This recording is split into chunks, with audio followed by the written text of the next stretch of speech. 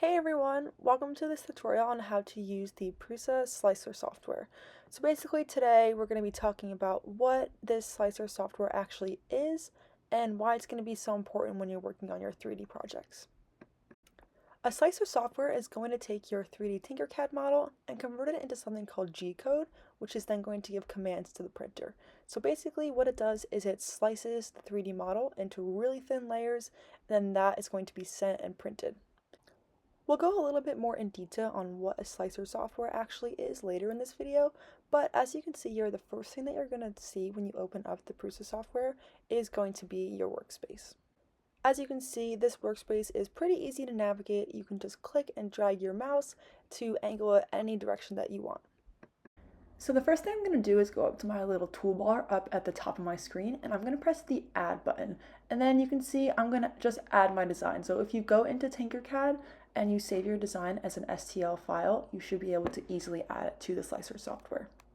And as you can see up at the top of your screen, you're going to have all your different tools that you need to edit your design. So you're going to have your delete tool, your arrange tool, your copy tool, your search tool, and also your layer height tool. And as you can see, it's pretty easy to move your design around the plate once you do get it imported. So now over on the left side of your screen, you're going to see you have another toolbar. And so the first tool that we're going to use today is the move tool. So if you click on it, you'll see that you're going to get your X and Y axes.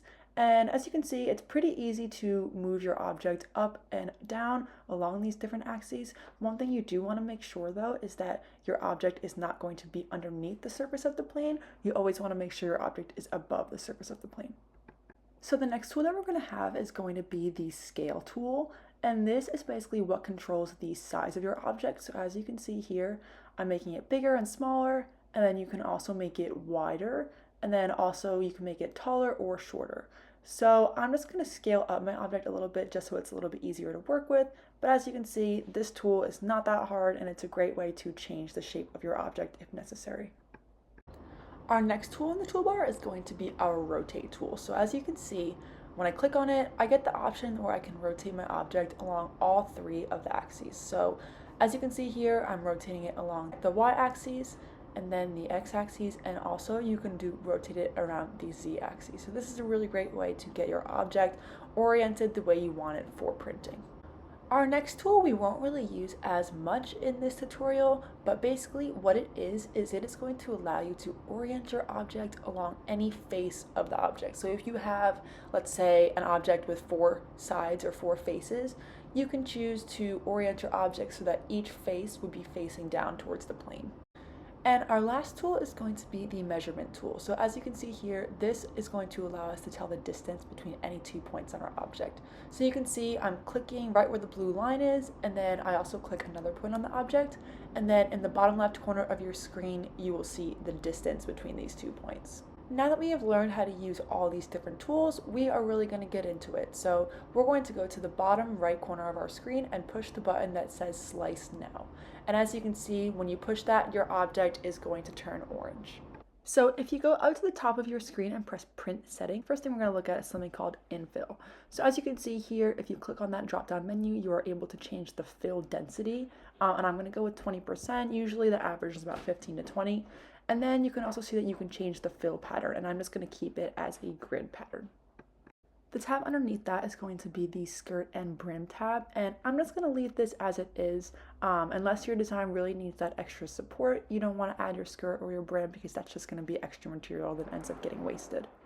Our next tab is going to be support material, and here you can see you have the opportunity to either generate support material or have auto-generated supports, and I am going to turn on generated supports just because we do have that overhang on my design, and so I want to make sure that that's printed without any issues. The last tab that we're going to look at is going to be our layer height, and I'm going to leave my layer height at 0.2 millimeters because that's small enough that I'm going to have a smooth surface, but not too small where it's going to take forever to print. And then I'm going to leave on my outer shells, I'm going to leave that as 2 because that'll give the outside of your object a good steady support.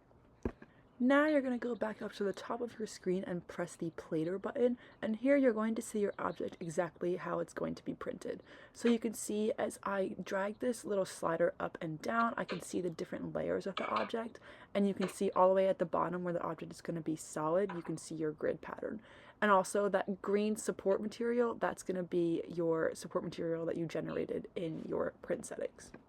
Before you save your file, and your teacher will help you with this, you just want to make sure that if you are printing your design, you send it to the right printer with the right filament that you're going to be using, and you can change that in the top right corner of your screen. And the last thing you're going to do is you're going to save your file, and you can just save this as your G-code file, name it whatever you want, and just press save. Alright, and then that's it for the basics of the Prusa slicing software. So thank you guys so much for watching, and I can't wait to see all of the designs that you guys come up with.